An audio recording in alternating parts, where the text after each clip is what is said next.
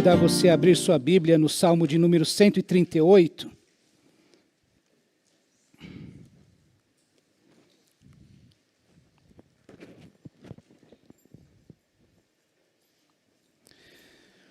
Livro de Salmos, número 138. Se você abrir sua Bíblia bem no meio, vai encontrar o livro de Salmos.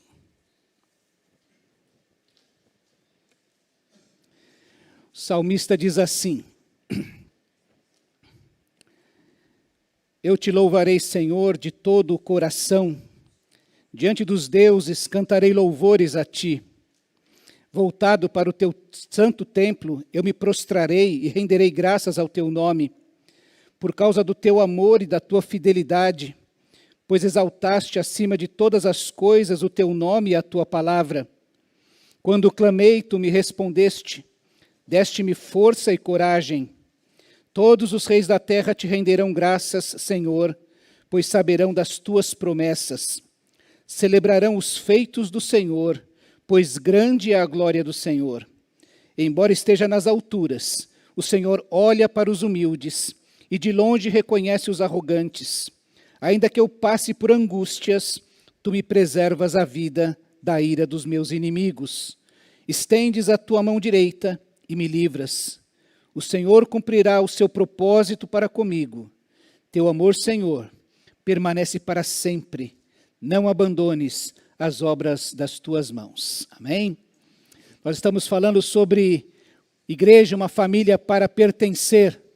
E nós temos pensado nestes últimos domingos sobre que somos uma família que celebra. Somos uma família que se alegra.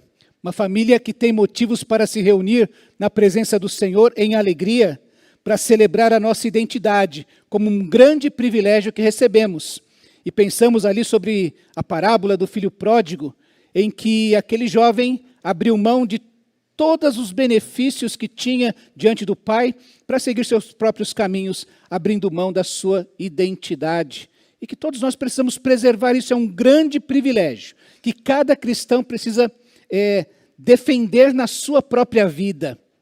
Não se permitir perder a perspectiva de que eu e você somos filhas e filhos amados de Deus. Você não é definido pela sua raça, pela sua cor, por onde você nasceu, nem pela sua identidade de gênero. Você é reconhecido como criatura de Deus, uma criação de Deus e como filho de Deus. Pensamos sobre a nossa unidade como nosso grande compromisso, lembrando da oração sacerdotal de Jesus Cristo, lá em João 17, quando ele podia pedir muitas coisas para os seus discípulos, e nós citamos aqui que eles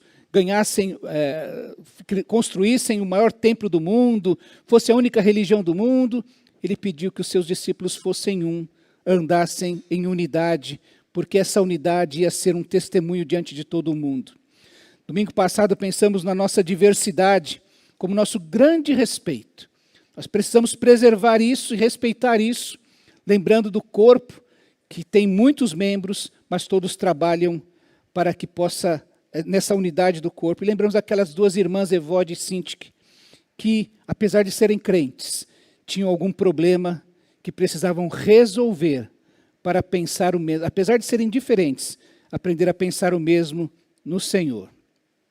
E hoje eu gostaria de pensar sobre a nossa adoração, a grande riqueza que nós temos, o grande tesouro que nós precisamos preservar na nossa vida.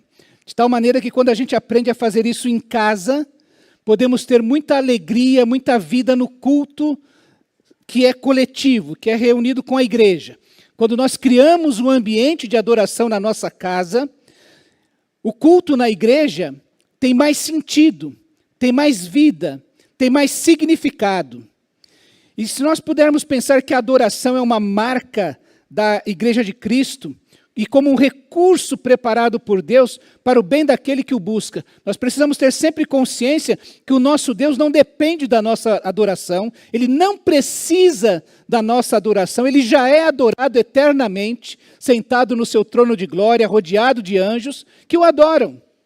Mas nós precisamos compreender que Deus cria o culto, e quando Ele estabelece o culto lá no Antigo Testamento ainda, no meio do seu povo, ele o estabelece para que o povo pudesse ser protegido, por exemplo, da idolatria dos outros povos, pudesse ser protegido do seu próprio medo, diante das intempéries que ia enfrentar, diante dos problemas dos outros povos que ia enfrentar como seus inimigos. Eles precisavam ter o seu coração e a sua mente centrados em Deus, porque senão eles perderiam de perspectiva quem é Deus.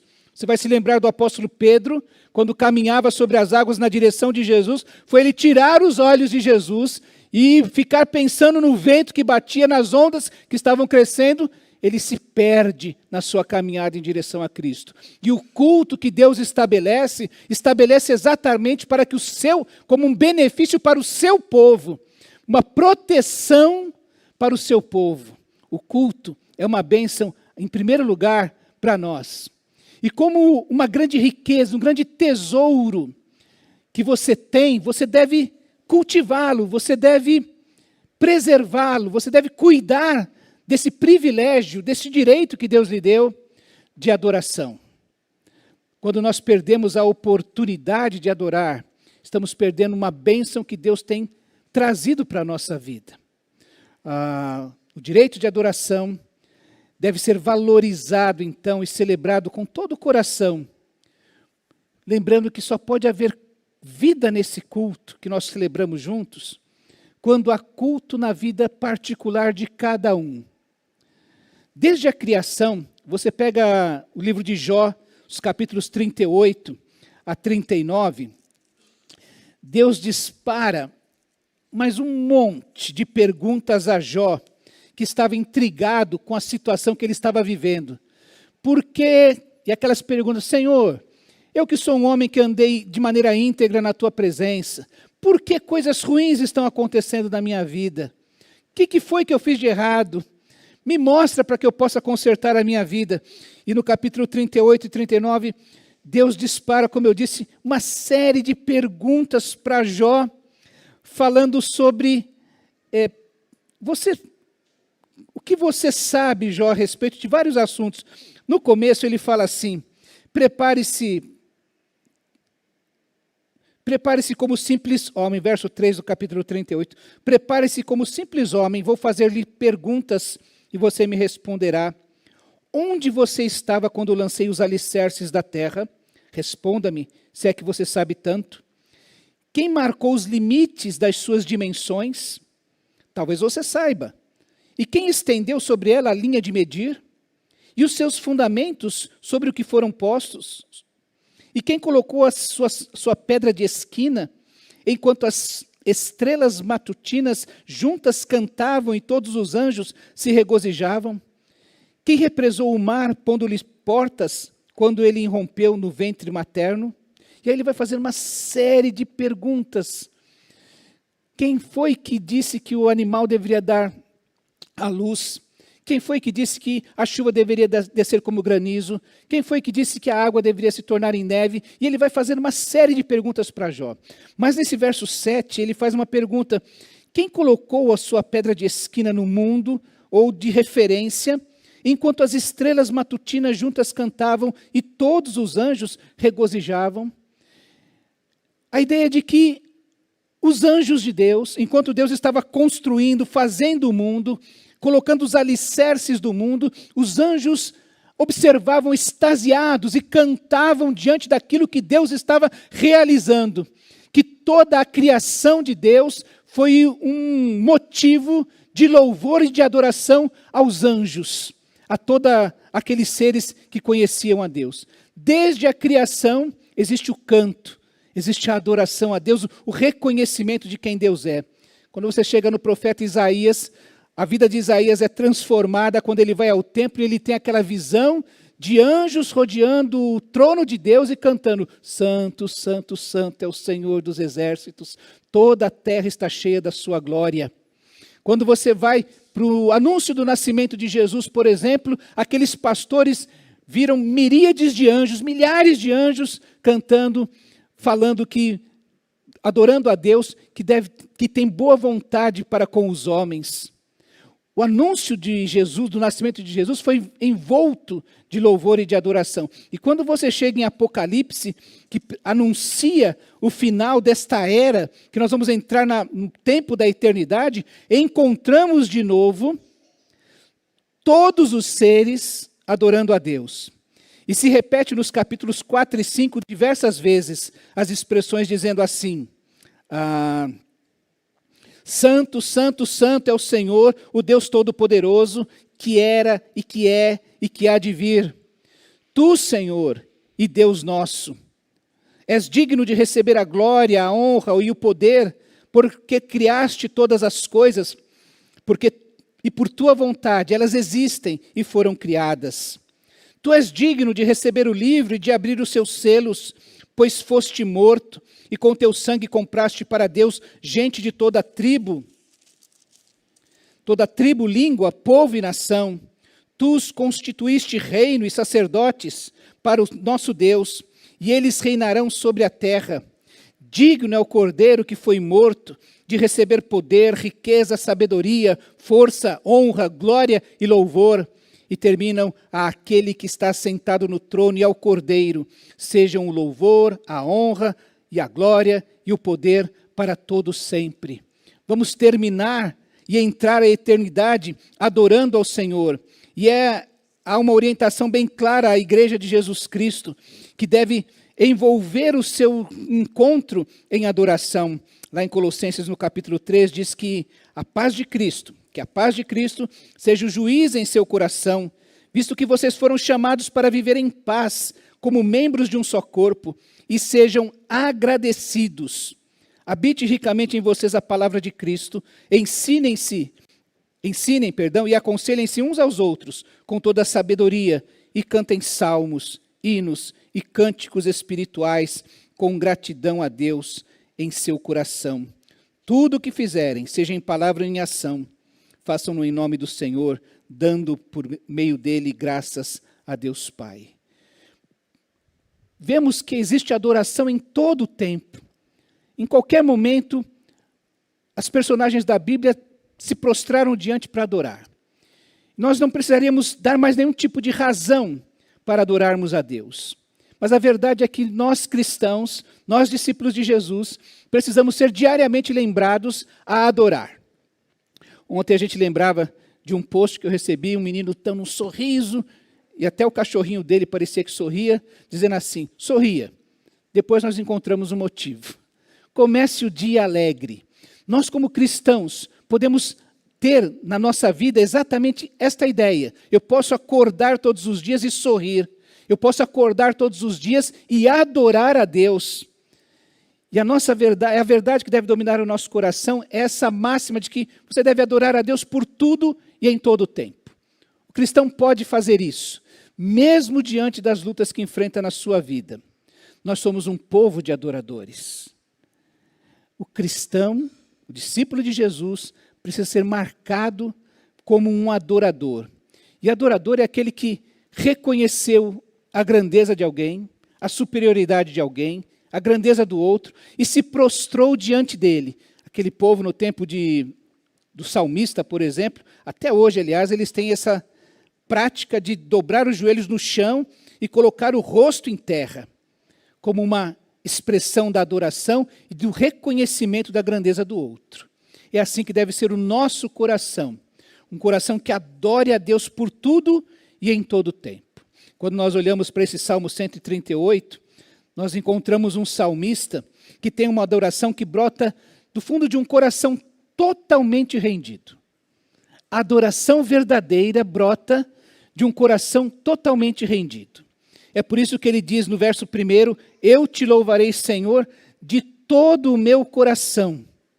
Eu me lembro que era criança ainda, junior, talvez adolescente, quando aprendi um cântico que era exatamente só esse primeiro versículo do Salmo 138.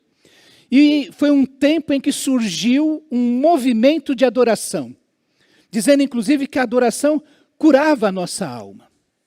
Curava, o louvor liberta, o louvor cura. E em meio àqueles hinos que nós cantávamos, muitos de evangelização, surgiu um cântico que se repetia: Eu te louvarei, Senhor, de todo o meu coração. Na presença dos deuses, a ti cantarei louvores. E se repetia. E nós parávamos para pensar, por que que eu adoro a Deus? Que deuses são esses? O nosso salmista vai falar exatamente isso. De todo o meu coração, porque ele está falando de toda a sua existência. E que eu te louvarei, porque é uma decisão do nosso coração. Talvez o salmista pudesse, ele vai falar um pouco à frente, diante das suas angústias, decidir se lamuriar, viver de autocomiseração, culpar os outros, as circunstâncias. Mas ele começa dizendo, eu te louvarei, porque ele está afirmando que ele tomou uma decisão de encontrar os motivos pelos quais adorar a Deus. Ele é uma testemunha que o coração e a vida, quando se integram, se torna uma ferramenta, uma grande arma de evangelização. Quando você encontra alguém que canta, que adora, e que a sua vida condiz com o seu cântico, com a sua adoração, as pessoas param para olhar, param para dizer, isso é verdade. Aquilo que denuncia, a dubiedade que denuncia a nossa falsidade, quando nós falamos que adoramos a Deus, mas se percebe que temos outros deuses no nosso coração, isso denuncia, isso atrapalha a evangelização, o compartilhar de Deus, mas esse salmista diz, eu te louvarei de todo o coração. Ele está afirmando que ele está colocando a sua vida, a sua agenda, os seus motivos, as suas intenções, as suas motivações, as suas energias, nessa ideia de louvar ao Senhor. Diante dos problemas que eu tenho, eu tomo uma decisão de adorar ao Senhor. Isso é uma decisão. Você pode acordar amanhã cedo e fazer que nem o Snoopy. Já acordar chateado, desesperado, cansado. Poxa, é segunda-feira, não é? Que dia horrível. Vai começar uma semana terrível. Ou você pode acordar amanhã cedo e dizer assim, Senhor, obrigado. O Senhor está me concedendo mais um dia. O Senhor está me concedendo mais uma semana. Que o Senhor me dê sabedoria para viver isso.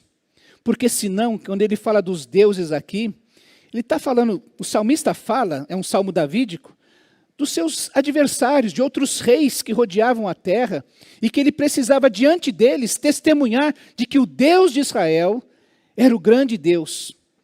E ele afirma, então, eu vou te louvar, te adorarei, na presença desses deuses, que adoram outros deuses, que têm os seus ídolos, eu vou adorar somente ao Senhor. Você se lembra daqueles amigos de Daniel, Sadraque, Mesaque e Abednego? Quando o rei Nabucodonosor mandou que todos se prostrassem diante daquela estátua que ele havia erigido.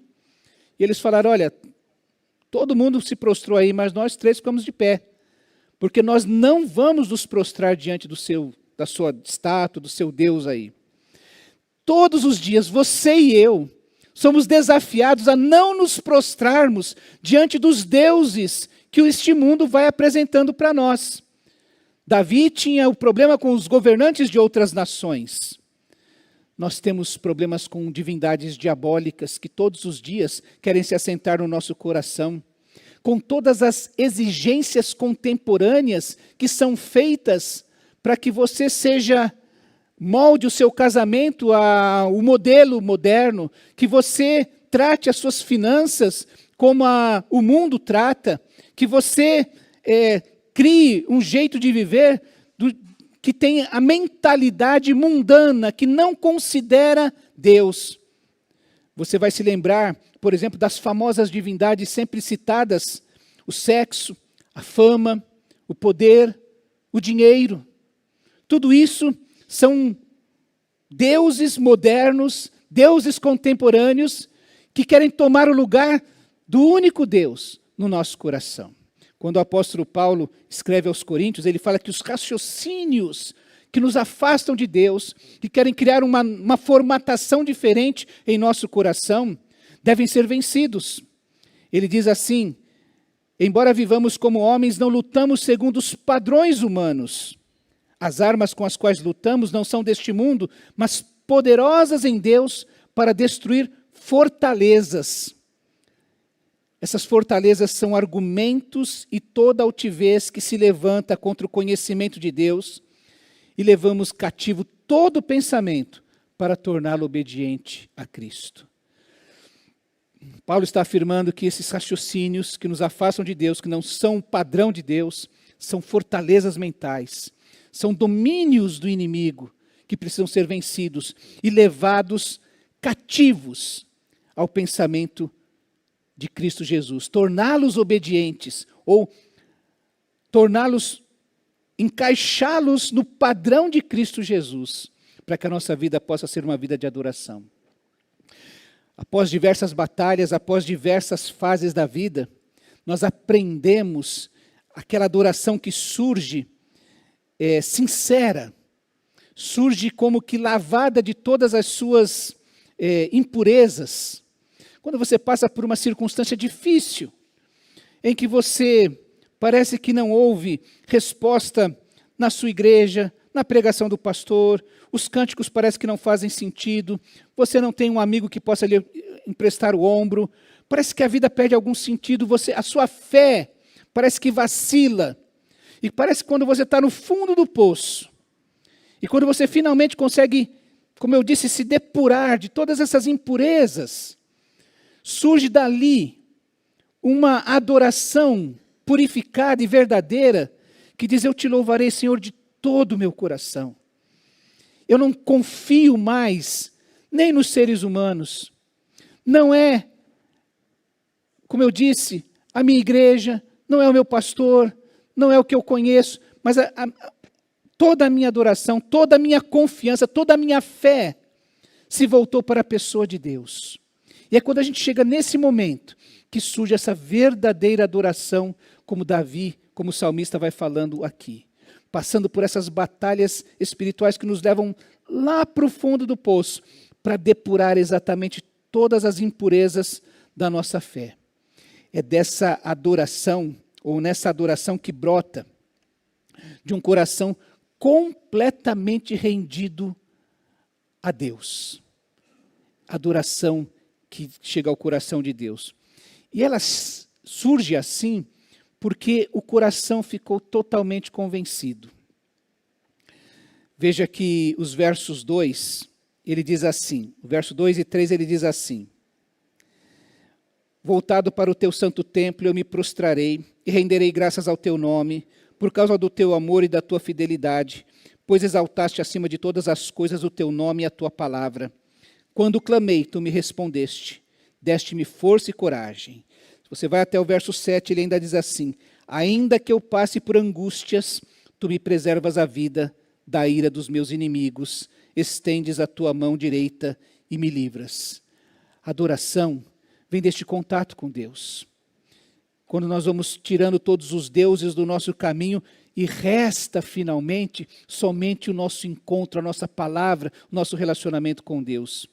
Diante de ti, voltado para o teu templo, renderei graças ao teu nome. Naquele tempo que o salmista escreveu aqui, ainda não existia o templo que foi construído só por Salomão, mas existia o tabernáculo, que era a representação de Deus no meio do seu povo. E ele fala que ele vai orar voltado para ti. É naquele lugar que eu sei da tua presença, que representa a tua presença, e eu quero colocar o meu olhar, o meu coração na tua direção. O salmista está falando disso. Eu vou me prostrar diante de ti, não diante dos outros deuses. E ele afirma que ele faz isso porque Deus tem um amor leal. Você sabe que, como a gente fala popularmente, a gente precisa comer 1 quilo de sal juntos, né, para a gente descobrir que a gente consegue conviver. E a lealdade precisa passar por muitas dificuldades, por muitas situações, para perceber que o outro é leal, ou que a nossa lealdade é verdadeira também. É por isso que existem provas e provações na nossa vida. Ele fala sobre a fidelidade do teu nome e da tua palavra. Foi por causa do teu amor e da tua fidelidade, pois exaltaste acima de todas as coisas o teu nome e a tua palavra. Você já pensou que Davi, quando foi separado para ser rei, foi ungido por Samuel para ser rei? Entre aquele momento em que ele é ungido e o dia que ele se assenta no trono de Israel, passa-se uma década. E Davi precisa passar 10 anos esperando que a palavra de Deus se cumpra na sua vida. Finalmente ele se sente no trono de Israel, porque ele foi ungido para ser rei. É dessa fidelidade que Davi, o salmista, está falando. Uma fidelidade que Deus fez cumprir a sua palavra. A palavra de Deus não volta atrás. O nome do Senhor está em jogo. Ele responde e ele dá força e coragem. Davi está dizendo que Deus preserva a sua vida. Diante das dificuldades, ele manifesta um amor leal, ele manifesta fidelidade. No verso 7, e ele manifesta isso dando força e coragem. Como é que Davi aguentou 10 anos de perseguição de Saul, de lutas, de dificuldades? Deus lhe deu força e coragem. Não foram os outros deuses, não foi algo que ele tinha em si, mas foi algo que ele buscou da parte de Deus. No verso 7 ele fala sobre a preservação da vida.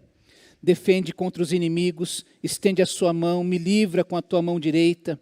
O Senhor me vingará. É mais uma vez a manifestação do seu amor leal. Todos nós, se você entrou aqui hoje, sem nenhum motivo aparente para adorar a Deus, você pode adorá-lo pela preservação da sua vida. Essa semana, alguém lembrou dos livramentos na oração. Livramentos que, por vezes, nós não temos consciência de que estão acontecendo na nossa vida. Frustrações que são verdadeiros livramentos. E o salmista, no verso 7, diz que, ainda que eu passe por angústia, tu me preservas a vida. E quando Deus preserva a vida, é porque Ele está abrindo espaço para um novo começo, mais uma etapa. Porque preservar é manter, é sustentar, enquanto defende, estende a mão, livra, vinga e manifesta o seu amor. Deus é quem preserva a vida.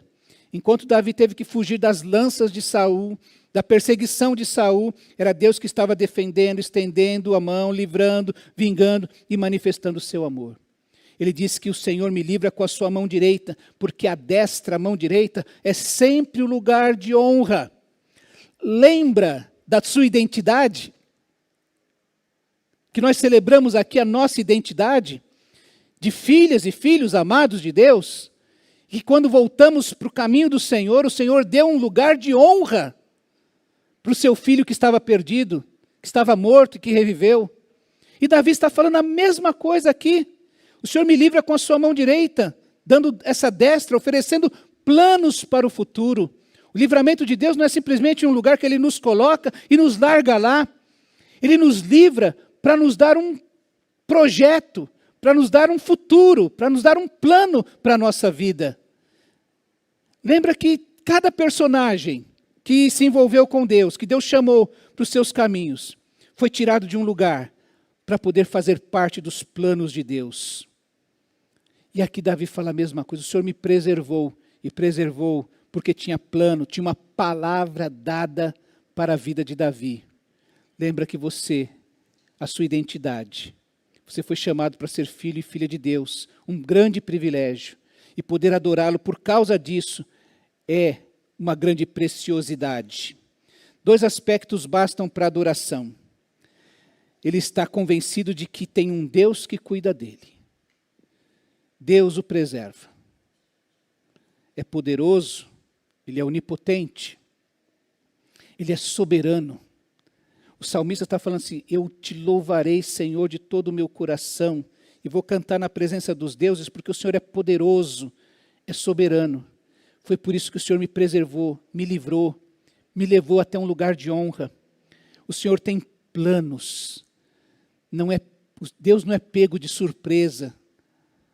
As perseguições de Saul, as coisas que aconteceram na vida de Davi, não puderam impedir os planos de Deus, porque Deus tinha propósito para a vida de Davi, e não se acabava ali.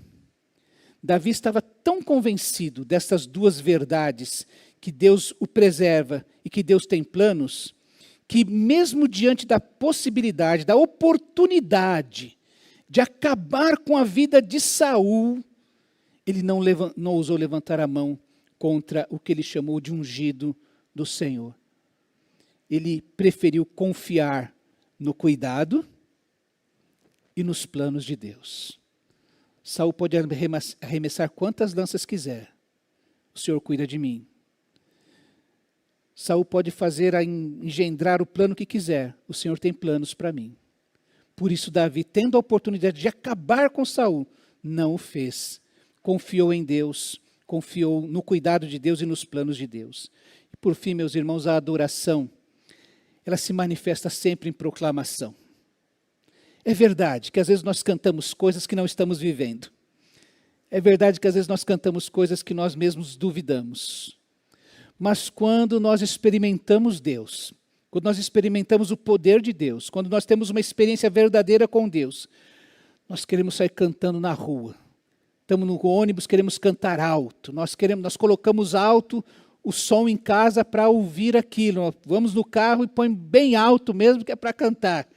E parecemos meio doidos no carro, porque nós vamos cantando ali, quem está vendo a gente no trânsito, o que importa? Importa que eu estou adorando a Deus, porque Deus é verdadeiro.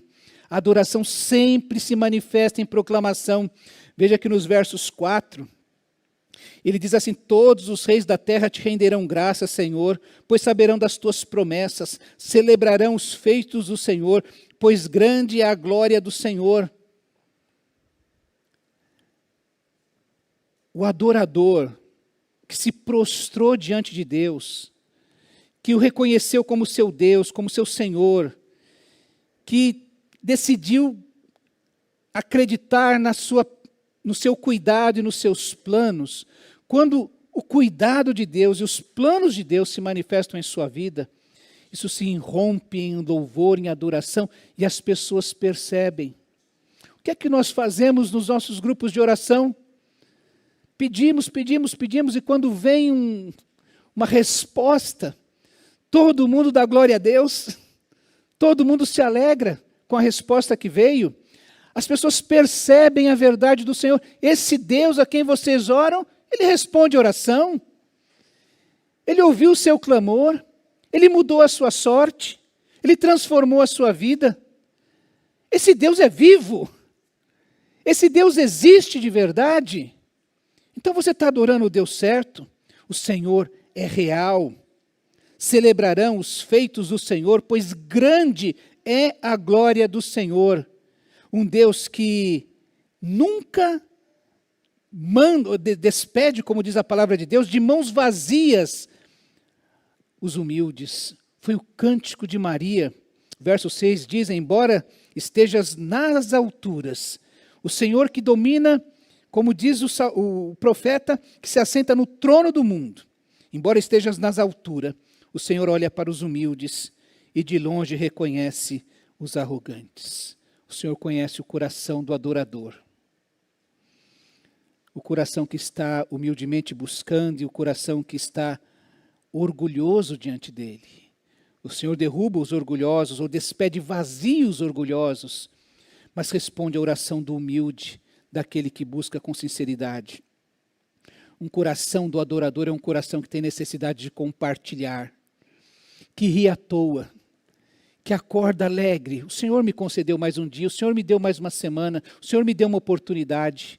A adoração, como eu disse, é um tesouro que Deus deu para que nós pudéssemos cuidar dele. É um remédio para a alma. Falava com um grupo de louvor, todos preparados para a adoração. Eu falei: tem que estar, né, pastor? Eu falei: eu não estou, não. Quantas vezes, meus irmãos, esse momento que nós começamos a cantar, e cantar, e cantar, vai organizando o meu raciocínio, não do que eu vou pregar, mas do que eu sinto a respeito de Deus. Vai organizando o coração, aquele coração com taquicardia, né? Que você está ansioso. E aí a gente vai se acalmando e lembrando das coisas que falamos a respeito de Deus. O Senhor é cura. Então cura a minha ansiedade, cura a minha angústia, cura o meu medo, cura a minha incredulidade.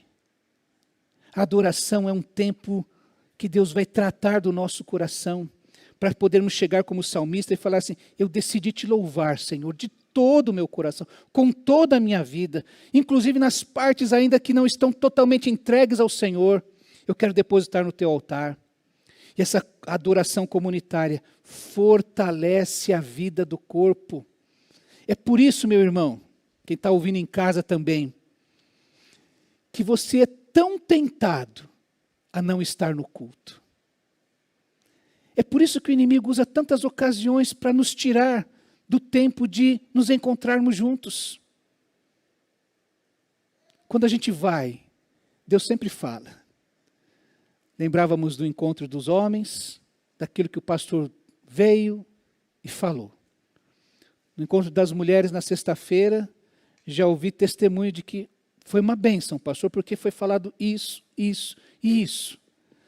Deus, esse encontro comunitário de adoração, para adorarmos, para exaltarmos, para falarmos bem de Deus, sempre fortalece o corpo, porque Ele nos relembra quem é o nosso Deus. Eu te louvarei, Senhor, de todo o meu coração, na presença dos deuses. Existem outros deuses, mas eu vou louvar o único e verdadeiro Deus. Ele nos conforta, porque nós nos lembramos que há um Deus que cuida, um Deus que protege e um Deus que tem propósito para a nossa vida. E Ele nos dá direção. Quando eu saio daqui lembrando dessa adoração, do que nós cantamos ao Senhor, eu lembro que eu preciso colocar o meu coração em ordem. Que talvez eu possa fazer um salmo como o salmo de Davi foi feito aqui. Eu quero me lembrar, eu quero render graças ao teu nome, por causa do teu amor, da tua fidelidade, porque o Senhor cumpriu a tua palavra. Talvez você pudesse fazer isso como exercício agora. Lembrar, nessa semana que se passou, das manifestações do amor, da fidelidade e da palavra de Deus que se cumpriu na sua vida. Parou para pensar nisso? Queria te convidar a fazer isso nesse momento, para que você pudesse unir a sua voz, a voz do salmista, quando ele disse, eu te louvarei, Senhor, de todo o meu coração. E se você trouxer à sua memória o que aconteceu essa semana que se encerrou, das vezes que Deus manifestou o seu amor, a sua fidelidade, que você viu o cumprimento da palavra dele na sua vida, e pode não ser especificamente. Talvez você tenha parado um dia, por algum motivo, você viu um céu lindo, uma noite linda, você viu a natureza, você olhou para o seu filho e falou, Deus, como o Senhor é bom para mim, o Senhor me deu esse filho, um neto, você me deu um lar, você me deu um trabalho, você me deu um irmão que me deu uma palavra boa. Tantas coisas boas que Deus faz e que cumprindo a sua palavra. Traz à sua memória isso agora, neste instante. Para que o seu coração também seja envolvido com fé de que essa semana será diferente. Continuará tendo estas coisas. Deus vai manifestar o seu amor, a sua fé, o seu amor, a sua fidelidade, e vai apresentar na sua vida o cumprimento da sua palavra. Queria que você fizesse isso por um instante, orando a Deus e pedindo, Senhor, me ajuda a lembrar de tantas coisas, de tantas bênçãos que o Senhor tem derramado e pelas quais eu quero te louvar e adorar ao Senhor.